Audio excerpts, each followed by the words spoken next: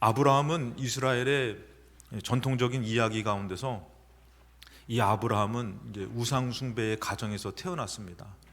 그래서 우상 숭배의 가정이지만 이제 하나님의 부르심을 따라 가지고 이 아버지가 아브라함과 사라와 그다음에 롯을 데리고선 이 갈대아 우르에서 하란이라는 곳으로 이렇게 나오게 됩니다. 그 지역에서 벗어나게 되는 것이죠.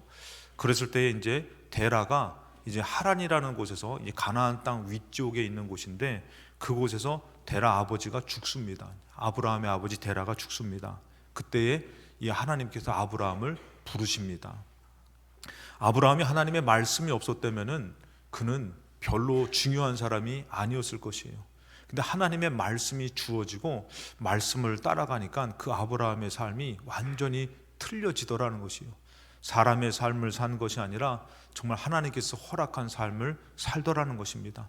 2026년도 여러분들이 여러분들의 삶을 살지 마시고 말씀을 따라가는 성도의 삶을 살 때에 새로운 역사가 나타날 줄로 믿습니다. 첫 번째, 이 말씀을 통해서 새로움은 내 생각과 다르다라는 것이에요. 오늘 1절의 말씀에 보면은 이 하나님께서 뭐라고 말씀하시냐면은 이 데라가 죽었을 때에 아브라함이 지금 이 위기 가운데 어려움 가운데서 이 아버지만을 믿고 따랐던 삶에서 이제는 아브라함이 가져야 될 것은 바로 뭐냐면은 고향으로 돌아가는 것이에요. 아버지가 살았던 곳, 자기들이 살았던 곳, 그래서 고향으로 돌아가고 친척들이 있는 곳으로 가야 되는 것이 당연한 것입니다. 근데 하나님의 말씀은 고향과 친척과 아버지 집을 떠나라고 얘기해요. 익숙하고 도움이 될 만하고 편안한 길이었는데 그것을 선택하지 말라고 얘기합니다. 우리가 살아왔던 것은 익숙합니다. 근데 말씀은요, 우리에게 새로운 길을 제시하더라는 것이에요. 조금은 어렵습니다. 그렇지만 그것이, 그 말씀이 우리를 새롭게 한다라는 것이에요. 내가 너에게 보여줄 땅으로 가라고 합니다. 우리가 잘 알다시피 이사야서 55장에 보면은 이사야 선지자가 하나님의 말씀을 받은 것은 나라가 멸망당할 때 말씀 받은 것이 아니에요. 나라가 크게 부흥되고 잘 되고 있을 때에, 영적으로 그들이 무너졌을 때에 하나님께서 잘 되는 것을 보시는 것이 아니라 영적인 것을 보시고 말씀해 주신 것이 바로 뭐냐면은 악인은 그의 길을, 불의한 자는 그의 생각을 버려라 라는 것이에요. 어느덧 우리가 육신의 생각은 편합니다. 익숙합니다. 근데 육신의 생각은 사망이라는 것이에요. 영의 생각은 생명과 평안인데 그 영의 생각을 하기 위해서는 어떻게 해요? 여호와께로 돌아가야 된다라는 것이에요. 어느덧 그들이 하나님을 떠나서 세상에서 육신의 생각을 갖고 살더라는 것이죠. 여러분, 우리나라가 어떤 나라로 있어요? 가난한 나라 아니십니까? 가난하고 정말 어려운 나라였죠. 근데 그 나라가 하나님을 믿고선 하나님을 간절히 구했을 때에 어느덧 정말 하나님을 구해서 잘 사는 이 나라가 된 것이에요. 그런데 이제 잘 사는 나라가 됐지만 어느덧 우리가 영적으로는 하나님을 떠나 사는 일들이 너무 많다라는 것이에요. 이스라엘도 똑같은 것이에요. 하나님을 간절히 의지해서 잘 되는 나라가 되니까 그들이 어떻게 해요? 그들의 생각이 육신의 생각으로 돌아서더라는 것이에요. 그래서 말씀에서는 너희들의 생각을 버려라. 그 육신의 생각을 버려라. 그리고 나에게로 돌아와라. 그리하면 그가 긍휼히 여기시리라. 우리 하나님께 돌아오라. 그가 너그럽게 용서하시리라. 그러면서 무슨 말씀을 하시냐면은 생각에 대한 말씀을 하셔요. 8절에 이는 내 생각이 너희 생각과 다르다라는 것이에요. 우리 생각은 분명히 아버지 집으로 가야 되는 것이에요. 내 가정과 나의 일터와 나의 삶이 우선순위가 돼야 되고 더 중요한 것이에요. 근데 말씀 뭐라고요? 내 생각은 너희 생각과 다르다라는 것이에요. 아브라함이 지금 갖는 그 생각, 올 한 해 여러분들 우리가 똑같이 살아왔던 거로 산다면은 다를 바가 없다라는 것이에요. 그래서 내 생각은 너희의 생각과 다르며 내 길은 너희의 길과 다르다라는 것이에요. 우리가 편한 것을 선택하는 것이 아니라 말씀의 길을, 말씀을 따라 사는 삶을 생각해야 되는데 10절에 말씀하셔요. 뭐라고 말씀하면은 이는 비와 눈이 하늘로부터 내려서 그리로 돌아가지 않다 그랬어요. 여러분, 비가 내리면 우리가 생각할 때는 비가 다 없어진 것 같잖아요. 그리고 다 없는 것 같지만 그것이 뭐라고요? 땅을 적셔서 소출이 나게 한다라는 것이에요. 우리가 예배를 드리면은 이 예배 시간은 지나가는 것 같아요. 아무런 의미가 없는 것 같아요. 오히려 집에서 자는 것이 더 유익한 것 같아요. 돈 버는 것이 더 유익한 것 같고 학생들은 공부하는 것이 더 잘 되는 것 같아요. 마치 비가 내렸는데 비가 다 없어져 버리는 것처럼. 근데 하나님의 말씀은 그것이 아니라 뭐라고요? 땅을 적셔서 소출이 나게 한다라는 것이에요. 오늘 예배 드릴 때에, 말씀 들을 때에 열매를 맺게 하실 줄로 믿습니다. 그래서 그것을 말씀하시는 것이에요. 야, 이거는 손해보는 것이 아니라 없어지는 것이 아니다. 이스라엘 백성이요, 현실을 봅니다. 아브라함이 현실을 봅니다. 집으로 가는 게 더 나은 것이에요. 자기의 익숙한 것을 의지하는 게 더 나은 것이에요. 근데 하나님은 그게 아니라는 것이에요. 말씀을 따라가라는 것이에요. 그러면서 11절에 내 입에서 나가는 말도 이와 같이 헛되이 내게로 돌아오지 않는다. 나의 기뻐하는 뜻을 이루며, 이 말씀의 능력이 그런 것이에요. 하나님의 기뻐하신 뜻을 이루며 내가 보낸 일에 형통함이니라.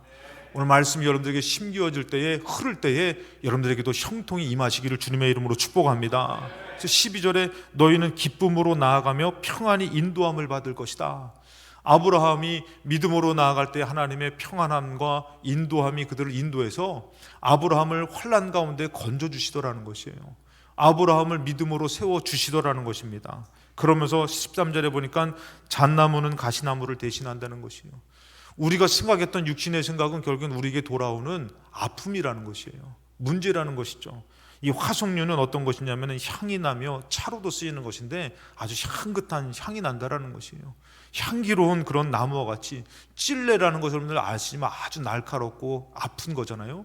그것처럼 우리가 말씀을 따라가면 오히려 손해보는 것이 아니라 열매를 맺게 되고 아름다운 향을 나게 되고 그 다음에 기쁨으로 인도함을 받는다라는 것이에요. 그래서 아브라함은 자기의 생각을 내려놨어요. 그리고 말씀을 따라서 새로운 것을 선택했다라는 것이에요. 올 한 해 여러분들의 말씀의 인도함으로 여러분들이 새로워지시기를 주님의 이름으로 축복합니다. 두 번째는 말씀을 따르는 것은 복된 것이라는 것이에요. 오늘 2절에 보니까 내가 너로라고 하는 거예요. 여러분, 복은요, 내가 만드는 것이 아니에요. 복 대신 복의 근원 대신 하나님으로부터 받는 것이 복이라는 것이에요. 근데 인간들이요, 자기가 하나님이 되고 싶어가지고 자기가 만들려고 그러는 것이에요. 우리 학생들은 공부를 만들려고 그래. 내가 만들어서 내가 잘 돼서. 그리고 우리 어른들은 뭐예요? 내가 돈 벌어서 우리 가정이 잘 돼서.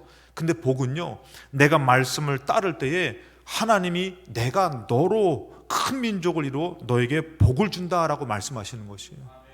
인간이 만드는 것은 한계가 있습니다. 근데 하나님이 복을 주신다고 말씀하셨어요. 너의 이름을 창대하게 하리니 너는 복이 될지라 그랬어요. 아브라함이 그 말씀을 따라가니까 어떻게 해요? 복이 되더라는 것이에요. 그래서 여러분들 뭐라고 합니까? 3절에도 너로 말미암아 복을 얻을 것이라 그랬어요. 여러분, 우리가 말씀을 떠나가면요, 다 빼앗겨요. 황폐케 돼요. 근데 여러분들 말씀을 따라가면은 여러분 그 말씀의 사람으로 인해서 그 가정이 복을 받을 줄로 믿습니다. 여러분들 삶이 복될 줄로 믿습니다. 그래서 여러분 여호수아서 1장 8절의 말씀에도 그래요. 말씀을 다 지켜 행하라. 여러분, 하나님께서 이스라엘의 이 정복 전쟁을 앞에 두고선, 싸움을 앞에 두고선 하나님께서 심을 길러라가 아니에요. 물질을 긁어 모으라가 아니에요. 사람 수를 채우라가 아니에요. 이스라엘은 독특한 방법이 있었죠. 너희들이 전쟁에서 승리하면은 병거를 불살르고 말의 심줄을 끊어버리라고 했어요. 말은 전차와 같은데 전쟁을 위해서 이 병거와 그 전차와 같은 그런 말들을 의지하지 말고 너희들의 믿음이 이 전쟁을 과연 하나님 앞에 두느냐 이거예요. 여러분들이 올 한 해에 나의 인생을 하나님 앞에 둘 수 있는 것은 바로 뭐냐면은 내가 의지하는 것을 내려놓고선 말씀을 의지해서 따라가는 것인 줄로 믿습니다. 이 여호수아에게 말씀한 것도 그거예요. 너 이 싸움을 향해서 갈 때 말씀을 어떻게 해요? 다 지켜라. 그리고 그리하면 너의 길이 평탄하게 될 것이며 너가 형통하리라 그랬어요. 말씀은 낯선 것 같아요. 힘든 것 같아요. 근데 말씀이 나의 큰 길들을, 어려운 길들을 평탄하게 하고 형통하게 해 주신다라는 것이에요. 그래서 여러분 시편 1편에도 보면은 복 있는 사람은 그러잖아요. 복된 사람은 악인들의 꾀를 따르지 않는다라는 것이요. 이렇게 해서 우리가 생각을 해보면은 참 요령이 있잖아요. 살아보니까 요령이 있고 그 다음에 꾀가 나잖아요. 근데 그 꾀를 따르지 않는다라는 것이에요. 그리고 죄인들의 길에 서지 않는다라는 것이에요. 그리고 오만한 자들의 자리에 앉지 않는다라는 것이에요. 그것을 다 거절하더라는 것이에요. 그러니까 여러분들 말씀 따라가는 사람들은 때로는 외로워요. 고독해요. 그래서 제가 전도사 때 이렇게 막 차량 운행을 하잖아요. 차량 운행하면은 이 청년들이 막 지들은 어떻게 해요? 막 가다가 이제 학생들이 막 가다가 자기 집으로 가잖아요. 근데 저는 갈 데가 없는 거예요. 그래서 제가 차를 운전하면서 제가 주님 앞에 기도하면서 가요. 뭐라고 하면은 하나님, 오늘도 제가 고독한 질주를 합니다. 외로운 길을 갑니다. 그때 주시는 마음이 뭐예요? 믿음의 삶은 그런 것이다. 그런데 내가 너와 함께 한다라는 것이. 주님이 함께 하기 때문에 외로운 것 같지만 주님과 동행하는 삶이라는 것이에요. 복 있는 사람은요, 이렇게 세상 것을 자꾸 거절하고 끊게 돼요. 그러니까 제가 보니까 이 2026년이 딱 되니까요, 우리 학생들, 성인 되는 학생들 있잖아요. 제가 좀 충격을 받은 게, 교회 다니는 애들도요, 이 성인 되니까 이제는 담배하고 술을 마음껏 먹을 수 있잖아요. 그 교회 다니는 애 아닌데도 불구하고 딱 맥주를 사진 찍어가지고 막 하면서 이제는 자기가 마음껏 먹을 수 있다는 거예요. 침 흘리시는 분들은 좀 회개하시기 바라요. 어느덧 세상 사람들은요, 그걸로 자유해요. 그것으로 자랑스러워해요. 근데 우리 예수님 믿는 사람은 어때요? 오히려 더 어려워지는 것이요. 더 끊어야 되고, 더 우리가 말씀으로 살아야 되고. 복 있는 사람은요, 뭐예요? 2절에 오직 여호와의 율법을 즐거워하는 것이에요. 여러분, 우리가 말만 복 있는 사람 이거 형통해지기를 원한다고 말하지 마시고, 여기서 뭐냐면 오직 여호와의 율법이라고 그랬어요. 여러분들이 하나님의 말씀을 붙들고 하나님의 말씀을 살려고 할 때에 그게 어떤 사람이에요? 복 있는 사람이라는 것이에요. 우리 옆에 분과 인사하시기 바랍니다. 복 있는 사람이 되시기 바랍니다. 어떤 거라고요? 말씀을 붙들라는 것이에요. 말씀과 멀어지는 자리, 교만한 모습, 그런 곳에 서지 말고 거기서 오히려 거절하시고 멀리하시고, 그러고선 하나님 앞으로 나오라는 것이에요. 그러면은 어떻게 된다고요? 오히려 하나님께서 3절에 우리 다 같이 한번 읽겠습니다. 그는 시냇가에 심은 나무가 철을 따라 열매를 맺으며 그 잎사귀가 마르지 아니함 같으니 그가 하는 모든 일이 다 형통하리로다. 아멘. 믿음의 사람으로 성장한다라는 것은요, 저도 보니까 연약할 때는 위기가 오면은 이랬다 저랬다 할 때가 있어요.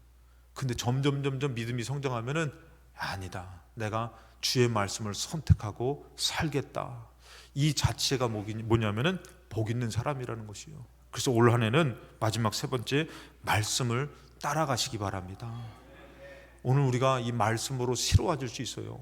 아브라함은 똑같이 아브람으로 살 수 있어요.